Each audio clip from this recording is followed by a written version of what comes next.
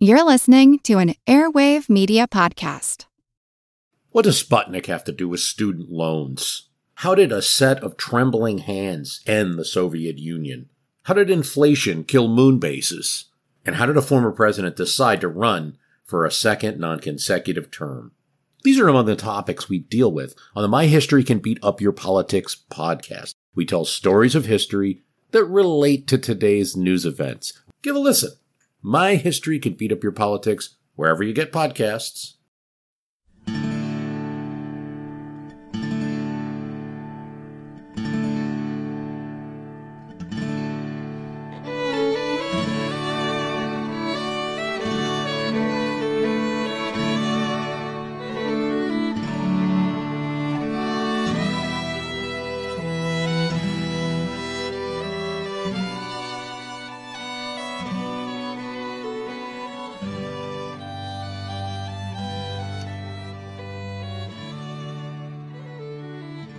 Hey everyone, welcome to episode 387 of our Civil War podcast. My name is Rich. And I'm Tracy. Hello y'all. Thanks for tuning into the podcast. As we mentioned on social media this past week, starting with this episode, we're going to take a few or several weeks and skip around and look at some different events that took place in the summer of 1863. Before we dive into Chickamauga, which we anticipate spending quite some time on. Not a Gettysburg amount of time, mind you, but still we'll be covering Chickamauga for a while. So anyway, with this show, we're going to look at the story of Css Atlanta, a Confederate ironclad. Then with the next show, we'll pop out to the Indian Territory for the Battle of Honey Springs. And after that, we'll head down to Texas and talk about the Thermopylae of the West, the Battle of Sabine Pass. And then we'll also be using a few upcoming members episodes to talk about something else that happened in the summer of 1863. Confederate Cavalry Commander John Hunt Morgan's famous raid up into Indiana and Ohio. Exactly. Okay, well, we just wanted to share those programming notes with you in case you were tuning in and wondering why we aren't diving straight into Chickamauga after Tullahoma. So there you go. But now let's talk about Css Atlanta.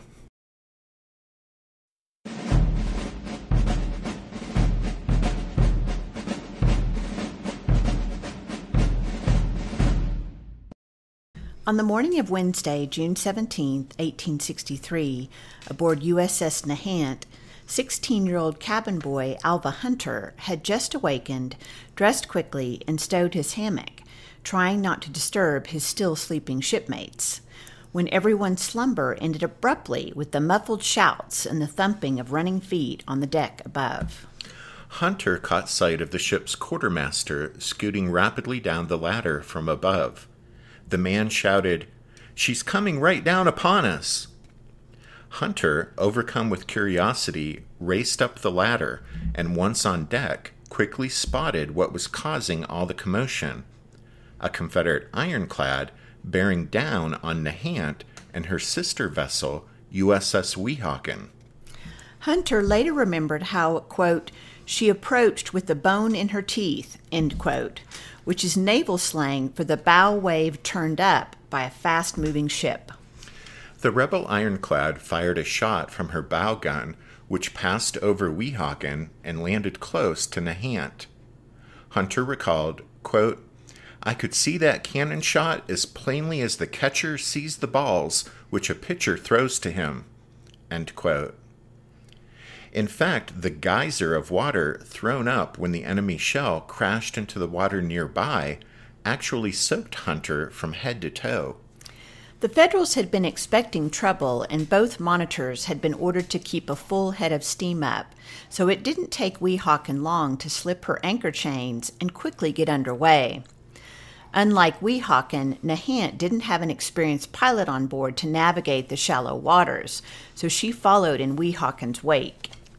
As Hunter turned to head below deck, an officer grabbed his arm, saying, "You're all wet.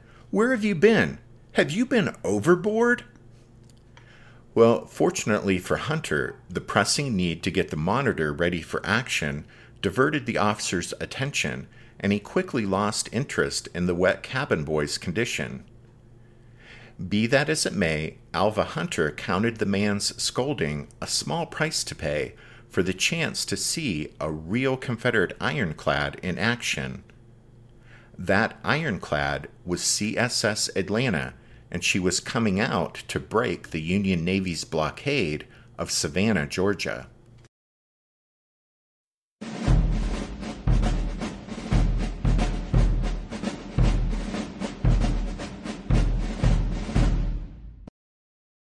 CSS Atlanta actually started out life as a steamship. She was converted from a British-built blockade runner named Fingal. Designed and built as a merchantman in Glasgow, Scotland, Fingal was completed in early 1861. The ship briefly operated between Glasgow and other ports in Scotland before she was purchased in September 1861 by James Bullock, an officer in the Confederate Navy and the primary representative in Great Britain for Stephen Mallory, the Confederacy's Secretary of the Navy. Acting with Edward Clifford, another Confederate agent in Britain, Bullock not only acquired Fingal, but the two men arranged for the ship to run the blockade and deliver military and naval ordnance and supplies that they had purchased. Bullock hired an English captain and crew, then arranged for the cargo to be loaded at Greenock, Scotland, in early October 1861. To disguise his intention to run the blockade with her, Bullock listed Fingal's destination as first Bermuda and then Nassau in the Bahamas. Bullock himself boarded Fingal when she put in at a port in Wales. Fingal reached Bermuda on November 2nd and departed on the 7th. After leaving Bermuda, Bullock informed the crew of the steamer that he intended to run the Union blockade and take the ship into Savannah, Georgia. He offered to first take anyone who objected to the risky undertaking to Nassau. However, all of the crew agreed to stay on. While in Bermuda, Bullock had met with Lieutenant Robert Pegram, the captain of the commerce raider CSS Nashville, and he secured the services of that ship's pilot for the run into Savannah. On November 11th, as Fingal approached the Georgia coast, the weather seemed to be on her side. Bullock wrote, quote, "We ran straight into as nice a fog as any reasonable blockade runner could have wanted. We could not have been in a better position for a dash at daylight."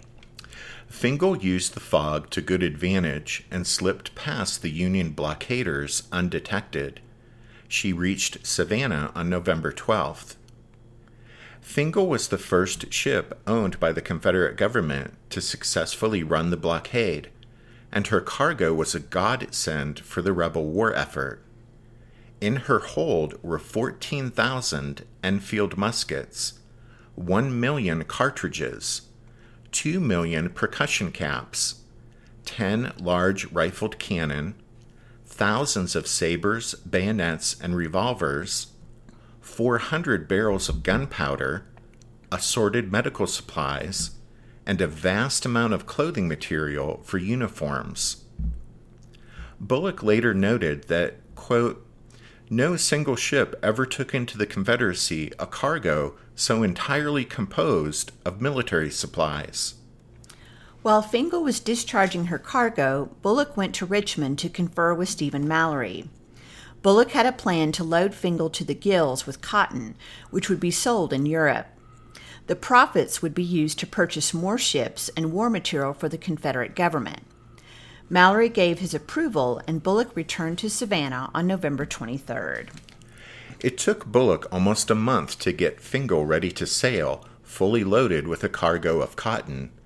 But when the ship set out to break through the blockade on December 23rd, he realized it would be impossible to do, since the Union now had every channel, every exit from Savannah to the sea locked up tight.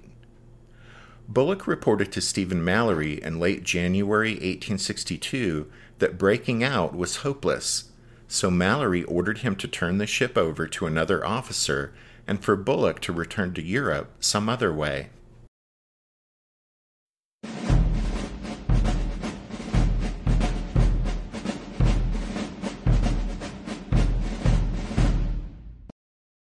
It's not clear who had the idea to convert Fingal to an ironclad, but ultimately it was Mallory who approved the project, and he gave the contract for the conversion to the brothers Asa and Nelson Tift. Earlier, despite the fact they had no previous shipbuilding experience, Mallory had also given the Tift brothers the contract to construct another ironclad, Css Mississippi, to defend New Orleans. The brothers were given the job based solely on the fact that Asa Tift and Stephen Mallory had known each other in Key West, Florida, before Mallory became a U.S. Senator and then the Confederate Secretary of the Navy. In any case, the brothers never had a chance to finish Css Mississippi since she was still not completed when New Orleans fell to the Federals in April 1862. As far as the conversion of Fingal into an ironclad was concerned, Mallory gave the Tift brothers unlimited authority in their new venture. 66-year-old flag officer Josiah Tatnall, a native Georgian and commander of all rebel naval forces in his home state, was thoroughly dismayed to learn that he was to have no part in the project. In a report to Richmond, he told Mallory, quote, "Mr. Tift, who was in charge of construction, called at my office and showed me his authority, and in reply to a question, he stated that he intended that I should have nothing to do with it. I, of course, abstained from interfering in any shape whatsoever." While Tatnall may have been cut out of the picture, the ladies of Savannah and other Georgia communities were only too happy to jump in and help. To help finance the cost of converting Fingal into an ironclad, Savannah's well-to-do white women held lawn parties to collect donations. They raffled off china, silverware, and family heirlooms. Ladies' gunboat associations sprang up statewide, sponsoring charity concerts and raising funds by selling so-called gunboat quilts. Spirited rivalries developed between the gunboat associations. For example, the Sandersonville Central Georgian newspaper asked its readers, "The ladies of Savannah have already raised over $3,600. What will the ladies of Washington County do?" Using their plans for CSS Mississippi as a guide, the Tift brothers completed the conversion in July 1863. Rechristened CSS Atlanta, they declared the ironclad ready for trials. Atlanta was 204 feet long and 41 feet in the beam, or its overall width. Her armored casemate, built atop Fingal's hull, sloped at a 30-degree angle. The casemate was constructed of 3 inches of oak and 15 inches of pine, over which were 2 layers of railroad iron that had been reworked into plates 2 inches thick by 7 inches wide. The new ironclad was armed with 2 7-inch Brooke rifled guns positioned to fire from the bow and the stern, while the broadside guns were 2 6.4-inch Brooke rifles. Attached to Atlanta's bow was a spar torpedo. It consisted of a copper-encased explosive charge at the end of a wooden pole, with a line that ran back inside the hull. A system of pulleys allowed the torpedo to be lowered and then driven into the side of an enemy vessel below the waterline. A crew member would pull the line upon impact, detonating the charge against the enemy vessel's hull. Atlanta's excellent British-built engines, constructed in 1860, meant she had the best power plant of any Confederate ironclad. But still, speed had been sacrificed for armor, and due to the added weight, her top speed would only be 7 knots, or about 8 miles per hour. While her engines were top-notch, and while she looked like most other Confederate casemate ironclads, Atlanta had several flaws that were cause for worry. First of all, her draft, the portion below the waterline, was a major concern. With a load of coal on board, she would draw 15 to 17 feet, meaning navigation in shallow waters would be tricky. Atlanta's crew would also be subject to terrible conditions since there was no air ventilation into the hull, resulting in extreme heat and foul air, especially in the engine room. And then, on top of everything, she leaked badly. One of her officers said, quote, "It was almost intolerable aboard the Atlanta, there being no method of ventilation, and the heat was intense.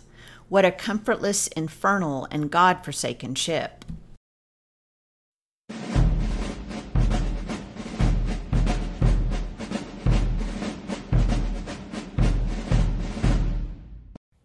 What's something you learned in history class that you feel wasn't the whole truth?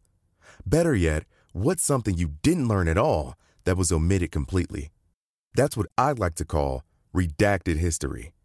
I believe that all history, no matter how good or bad, needs to be told. There are wars, massacres, battles, and entire historical events that are just not in our school's history books. Have you ever heard of Mary Bowser? I didn't think so. My name is Andre White, the host of the Redacted History Podcast, the place where history's forgotten events, heroes, and villains get their story told, one episode at a time. So come huddle around the campfire with me and get ready to hear the stories that you were robbed of. And get comfortable. We're going to be here a while. The Redacted History Podcast. Real history never dies. Stream the Redacted History Podcast on Apple Podcasts, Spotify, or wherever else you get your podcasts. Did archaeologists discover Noah's Ark? Is the rapture coming as soon as the Euphrates River dries up? Does the Bible condemn abortion? Don't you wish you had a trustworthy academic resource to help make sense of all of this? Well, I'm Dan Beecher, and he's award-winning Bible scholar and TikTok sensation Dr. Dan McClellan, and we want to invite you to the Data Over Dogma podcast, where our mission is to increase public access to the academic study of the Bible and religion, and also to combat the spread of misinformation about the same. But, in a fun way. Every week we tackle fascinating topics, we go back to source materials in their original languages, and we interview top scholars in the field. So whether you're a devout believer, or you're just interested in a clear-eyed, deeply informed look at one of the most influential books of all time, we think you're going to love the Data Over Dogma podcast, wherever you subscribe to awesome shows. Css Atlanta was commissioned, or officially placed in active service, in November 1862 and named the flagship of Tatnall's Savannah Squadron. Josiah Tatnall's name may ring a bell with longtime podcast listeners, since he was the last commander of another Confederate ironclad, CSS Virginia. Tatnall took command of Virginia after her famous duel with USS Monitor in Hampton Roads. As you guys may recall, he was forced to burn Virginia in May 1862 to prevent her from falling into federal hands. He was criticized for this action, but a court-martial, convened at his insistence, exonerated him. Tatnall wanted to take Atlanta out and engage the Federal warships blockading Savannah before any enemy ironclads appeared on the scene. He anticipated Atlanta would wreak havoc on the Yankee blockaders, just as CSS Virginia had done in Hampton Roads, before USS Monitor showed up to save the day there for the Federals. Tatnall wanted to engage with the enemy blockaders before any Yankee ironclads showed up, because, based on his experience with Virginia and with his knowledge of Atlanta's weaknesses, he had little confidence he'd be able to do much of anything after the Federals upped the ante at Savannah by stationing ironclads there. Tatnall reported to Richmond, quote, "I consider the Atlanta no match for the Monitor class of vessel at close quarters, and in shoal waters particularly." In January 1863, Tatnall's first attempt to take Atlanta out and engage the enemy was foiled by Savannah's own defenses. You see, the rebels had placed obstructions in the Savannah River to block the channel and prevent the Federals from approaching the city. And despite Tatnall having tried to coordinate his plan with the Confederate Army engineers, who would need to clear the obstacles, it would take another month for them to be removed. Meanwhile, the impatient citizens and businessmen of Savannah fumed. They were anxious for Atlanta to break the blockade. Midshipman Dabney Scales recorded in his diary, quote, "We will be branded as cowards by the unthinking portion of the citizens of Savannah. These people never stop to inquire into the cause of these delays, but stigmatize the Navy generally, because we did not go down and sink the enemy fleet even before the obstructions had been removed from the river." On February 3rd, even though the obstructions had not been completely cleared, Tatnall wanted to take advantage of the high tide to take Atlanta downriver and then out into Wassaw Sound to engage the blockaders. But gale-force winds, combined with her slow speed and difficult steering, prevented Atlanta from passing through the obstacles. Finally, on March 19th, Tatnall succeeded in taking Atlanta downriver. His plan was to steam out into Wassaw Sound, break the blockade of Savannah, then steam up the coast to Port Royal, South Carolina, and attack the important federal naval base there. However, Tatnall decided to scrap all of that when he learned that the Federals had been alerted to his plans by deserters, and that 3 monitors were at Port Royal. Tatnall called off his sortie, which further displeased the citizens of Savannah, who by this time were clamoring for action. Bowing to that public pressure and to his own dissatisfaction with Tatnall's perceived lack of aggressiveness, Stephen Mallory replaced him later that month with Captain Richard Page. The 55-year-old Page was a good friend of Tatnall's, but he, in his turn, was only in command at Savannah for about a month before being relieved in May and replaced by Commander William Webb. You see, in Richmond, Stephen Mallory had decided he wanted younger, more aggressive officers to command the Confederacy's ironclads, and the 38-year-old Webb seemed to fit the bill. Webb knew he had been placed in command at Savannah, especially to take aggressive action with Atlanta sooner rather than later, and accordingly, he attempted to sortie on the first spring high tide after his arrival. He set out on May 30th, but to avoid Union-held Fort Pulaski, Webb had to take a roundabout route down the Savannah and Wilmington rivers, and before reaching Wassaw Sound, Atlanta ran aground. She wasn't damaged, but by the time she was pulled free, the chance to use the high tide to head out and engage the Yankees had passed. Atlanta's deep draft was proving to be quite a problem, since it meant the Confederates had to wait for high tides to attempt to take her out, and so Webb had to wait for the June tide to make another try. By that time, though, on the Federal side, 2 monitors, USS Weehawken and USS Nahant, along with the wooden gunboat USS Cimarron, were in Wassaw Sound, near the mouth of the Wilmington River.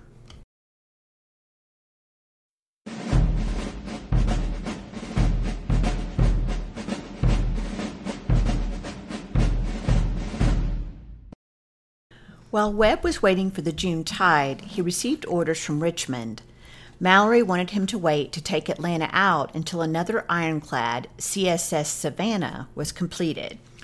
Savannah was a Richmond-class casemate ironclad being built there in her namesake city. Like Atlanta, she would be armed with 4 Brooke rifles.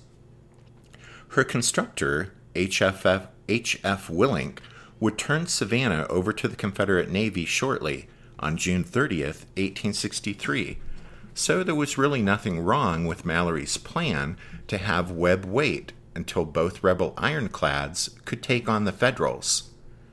But nevertheless, Webb disobeyed Mallory's orders to wait for Savannah, and he took Atlanta out by herself on the next tide. In the early evening of June 15th, Webb started Atlanta down the Wilmington River and then spent the rest of the night taking on a full load of coal. He steamed farther downriver the following night to a position about 5 or 6 miles away from the 2 Federal monitors guarding the entrance to Wassaw Sound. Webb planned to attack the 2 monitors early the next morning. Both Weehawken and Nahant belonged to the newest line of monitors, the Passaic class. With the same cheese box on a raft design as their predecessor, USS Monitor, including the armored revolving turret, both Weehawken and Nahant possessed an impressive armament of one 11-inch and one 15-inch Dahlgren gun. The 15-incher was especially formidable, able to throw a 352-pound shell that would simply pound an adversary to pieces at close range. At 3:30 on the morning of Wednesday, June 17th, Atlanta got underway to make the final run down upon the enemy.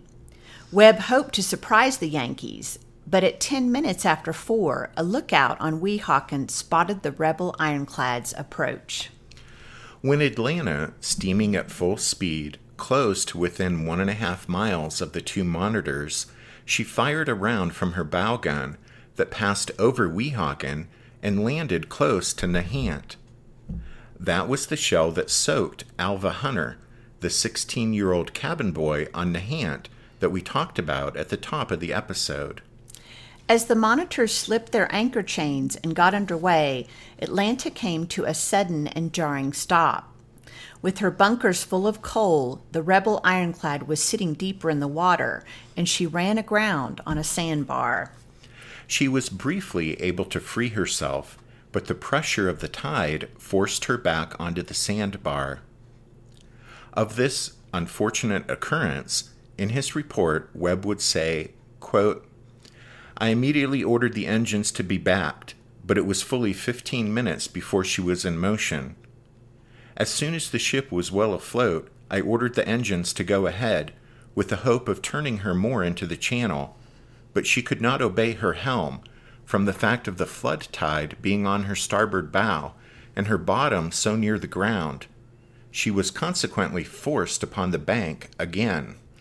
Aboard Weehawken, Captain John Rogers, who was in overall command of the 2 monitors, realized that Atlanta was in trouble, and he ordered Weehawken to close to within 200 to 300 yards of the stranded rebel ironclad. Waiting until she closed to that almost point-blank distance, Weehawken then opened fire. The shell from the 11-inch Dahlgren missed, passing over Atlanta, but the shell from the 15-inch gun slammed into the rebel ironclad's casemate just above one of the port side gun ports. The massive shell breached Atlanta's armor and shattered the oak and pine backing. Webb reported that shell hit, quote, "nearly abreast the pilot house, driving the armor through, tearing away the woodwork inside 3 feet wide, causing the solid shot in the racks and everything movable in the vicinity to be hurled across the deck with such force as to knock down, wound, and disable the entire gun's crew of the port broadside gun in charge of Lieutenant Thurston, and also half of the crew of Lieutenant Barbaugh's bow gun, some 30 men being injured more or less." The next shot from Weehawken's 11-inch Dahlgren struck Atlanta, but failed to penetrate the rebel ship's armor plating. When the 15-incher fired again, it again scored a hit, this time breaking a starboard gun shutter as it was being opened, and wounding half of the gun's crew as metal fragments sprayed inside Atlanta. What turned out to be the final shot of the battle came from Weehawken's 15-inch Dahlgren. It struck Atlanta's pilot house on top of the casemate, wounding both pilots in it. By this time, Atlanta had been able to fire only 7 shots, none of which hit either monitor. Webb considered his options. of which he didn't have many.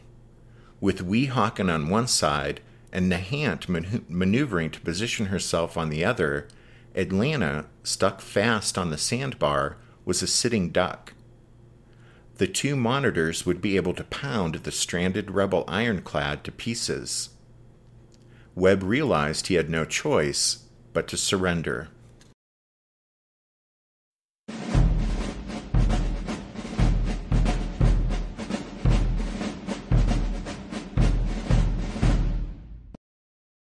From the first shot of the battle until Webb surrendered Atlanta, only 15 minutes had passed.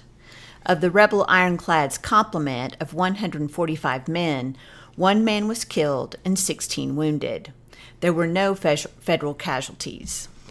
After the turn of the tide, Atlanta was easily pulled free of the sandbar by the Federals, and they sailed her to Port Royal under her own power. There, temporary repairs were made to the battle damage, and the U.S. government purchased her. The $350,000 in prize money was shared between the crews of Weehawken, Nahant, and Cimarron. Atlanta was sailed to the Washington Navy Yard where further repairs were made, and she was rearmed with a pair of 8-inch Parrott rifles in the bow and stern and 6.4-inch Parrott rifles amidships. FYI, but all 4 of Atlanta's original Brooke rifles are currently located in Willard Park in the Washington Navy Yard. The ironclad retained her name, becoming USS Atlanta, and was commissioned again on February 2, 1864. She was assigned to the North Atlantic Blockading Squadron and spent most of her time stationed up the James River in Virginia, where she could support operations against Richmond and defend against sorties by the rebel ironclads defending the Confederate capital. On May 21, 1864, Atlanta fired her first and only shots in anger on behalf of her new owners when, along with the gunboat USS Dawn, she fired on and dispersed a force of rebel cavalry that was attacking Fort Powhatan on the south bank of the James River and its garrison of U.S. colored troops. After the end of the war, Atlanta was decommissioned in Philadelphia in June 1865, but interestingly, her story doesn't end there. Right. You see, in Haiti in 1867, General Sylvain Silnave overthrew the existing government and installed himself in the capital of Port-au-Prince as president for life. However, a revolution against Silnave's rule arose soon after he took power, and, apparently thinking it would be a good idea to have an ironclad on his side of the ensuing civil war, Silnave's government purchased Atlanta for $260,000. Atlanta, now renamed Triumph by her new Haitian owners, departed Philadelphia in December 1869, but vanished en route to Port-au-Prince, probably sinking with the loss of all hands somewhere between the Delaware Capes and Cape Hatteras, North Carolina.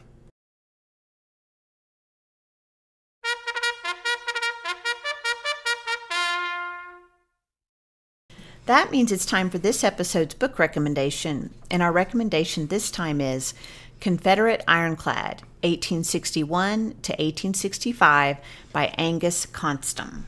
This is a slim volume by Osprey Publishing. Some of you are probably familiar with their books, so it's nothing really in-depth.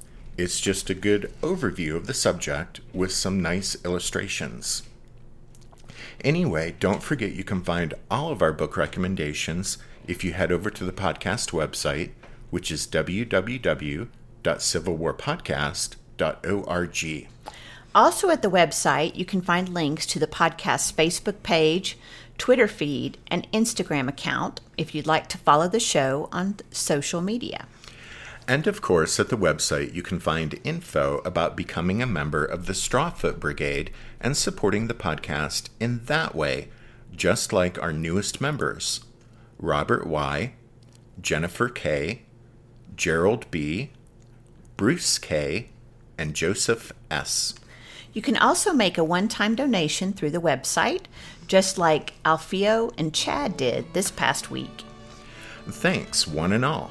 And thanks also to all of you for listening to this episode of The Civil War, 1861 to 1865, a history podcast.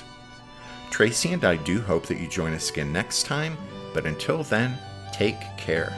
Thanks, everyone. Bye.